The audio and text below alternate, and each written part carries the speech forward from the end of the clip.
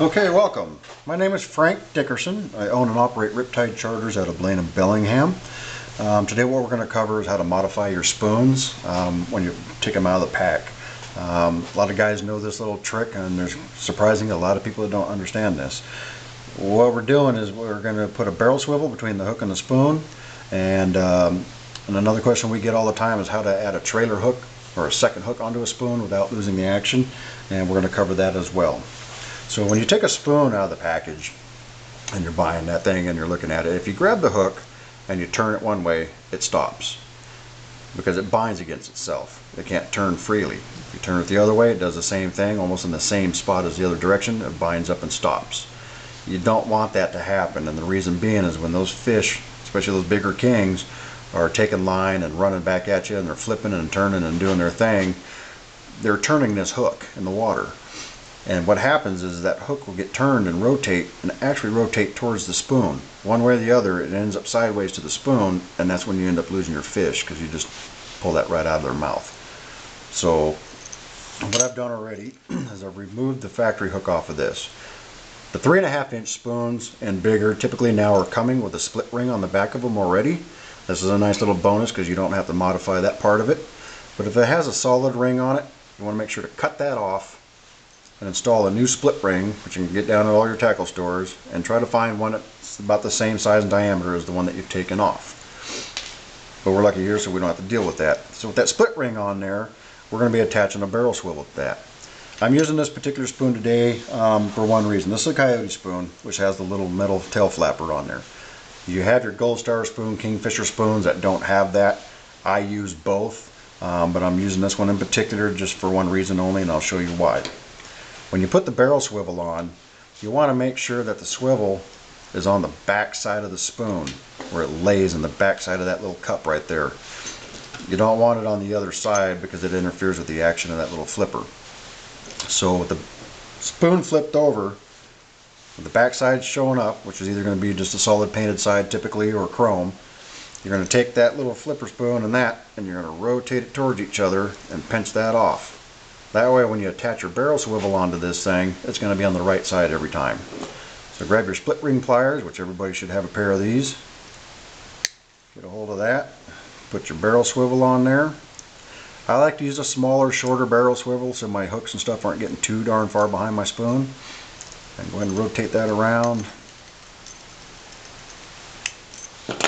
And once that's all done, you now have the barrel swivel laying on the back side of the spoon.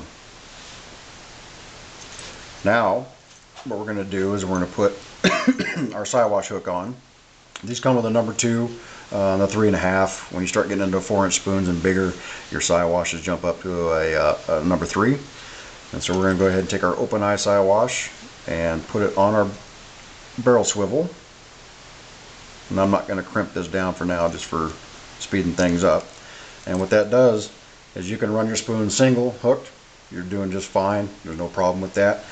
But you can turn that hook 360 degrees in any direction without any binding. So that's real important. So now when that fish is flipping and spinning and turning and doing its thing, that hook is turning with that fish and not getting bound up against the spoon. To run a trailer hook, you want to make sure that you run a lighter gauge wire hook. Now I'm running a little 2/0 hook, but I'm running a light gauge versus what the Siwash comes in. That way it's less weight and doesn't create as much drag behind the spoon, taking away from the action of your spoon. I like to run my Siwash up front, and then I run a non-Siwash as my trailer hook. And the reason for this is, if you run a Siwash onto a Siwash, and as you can see I've got the points facing the same way, we're going to cover that in a second too, why I do that versus having the hook up and a hook down.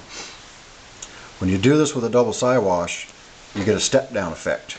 So it comes across, steps down, comes across, steps down, and you've got a hook that's basically kind of throwing your gear out of balance. And you don't want to do that. You want to have your stuff in line with your spoon. So that's why I like to use a thinner gauge wire, and that's why I like my stinger hook back there to be a non-Siwash hook. When you place this on here, making sure that your points are facing in the same direction. The reason I like to do that is when that fish tags that back one, if that's the hook that he happens to grab, it have a tendency to want to rotate towards the shank instead of towards the tip of the hook, where the hook can potentially fall off, and you don't want to do that. So as you got that on there and that fish hits that, as you can naturally see, if you just pull against it, it naturally wants to go that way, and that's what you want. If that hook is going to move on top of that lead hook, you want it to stay towards the shank and not come rotating off the tip.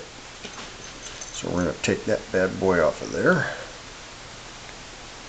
So now a little trick to keep that hook on there and keep it from spazzing out, and you don't want to have that one back there just sitting there freely like that, because as your spoon is digging in the water and flipping these hooks back and forth, that one right there, your stinger hook, it just sits out there and it just spazzes out and goes in places where you don't want it to be. And it'll actually do 360-degree rotations around that lead hook too, as it's in the water flipping around and doing its thing. So Gamakatsu makes what they call a trailer hook. You know, some guys are Gamakatsu fans. I'm not a Gamakatsu fan particularly, but the problem with this is you're subjected to their hook and their shaft lengths and everything else. What I like to do is I go down to my automotive store and I buy that heat shrink tubing that you do for your electrical wiring. Some guys will just use a piece of surgical tubing and slip it over the top of that and put their hook on. I like to use this for one reason. When you shrink it down, and it'll take about 1/4 inch off of here or so, when you put that on your hook and heat it up and shrink it down, it'll wrap itself around the shank a little bit and kind of lock itself in position and not go anywhere. So let me figure out what I did with my lighters here. I got a pocket full of them. It's supposed to have been ready. There we go. So I'll take that, and what I'd do is I'd run that eye almost, I don't know if you can see it, almost to where it pokes out the top of the shrink wrap. Get that thing all heated on there. And just like that, you got a nice solid little rubberized deal on there. So now I'll make sure that my points are hanging in the same direction. Put that bad boy on there. Slip it up. Sometimes you gotta work it. Sometimes they go on. Got to make sure your barbs are crept really good to make it fit over the top of that, because it is a smaller eye that I'm dealing with. And now that hook stays there. It still has the room to move as the fish is pulling on it or doing whatever it's doing, but as this thing's going through the water, it's not back there freaking out and being in places that it doesn't belong. It stays right there where the fish want to strike it. And that is basically how I modify my spoons. Now you don't necessarily got to have a trailer hook on there, but if you like to have a second hook on there, that's what you want to do. You just want to make sure you go with a lighter gauge wire and a little bit smaller hook if you need to minimize the amount of weight and drag that's back behind that spoon. If you drop this thing in the water and give it a quick look, set up to the way it is right now with that stinger hook on there, and you're not seeing the action that you like, you can modify spoons really easy by bending them. And a lot of guys are spoon benders. A lot of guys don't even touch them. But you can take and bend that back a little bit, give it a little more arch. You can even take and bend the front forward a little bit, give it a little more of an S-curve, and that'll give it more digging action in the water to compensate for any kind of drag or weight that you got hanging back here at the back of your spoon. And that is how we do our modifications.